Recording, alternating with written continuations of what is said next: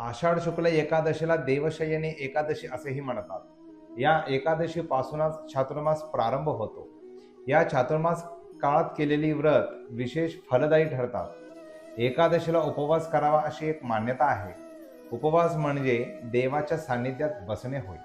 आषाढी एकादशी ही मनोरथ पूर्तीसाठी विशेष लाभदायी मानली जाते. अनेकदा उपवासात खिचडी किंवा तळलेले पदार्थ इत्यादी पित्त प्रकोपाला कारणीभूत ठरतात. यापेक्षा अल्पफल उपहार केलेला केव्हाही चांगला. आणि उपवास हा रात्री 12ला सुटत नसून तर दुसऱ्या दिवशी सूर्योदयानंतर उपवास सोडतो. तसेच उपवासाच्या आणि आरोग्याचा संबंध समजून घेणे इथे गरजेचे ठरते. विज्ञानाचाही याला आधार आहे की चंद्राच्या गुरुत्वाकर्षणाचा प्रभाव हा पोटातील पाण्यावर पडतो. त्यामुळे उपवासांमुळे पोटाला आराम मिळतो. यामुळे देवाच्या मंत्र साधनेने पोट भरून घेणे केव्हाही उचित ठरते.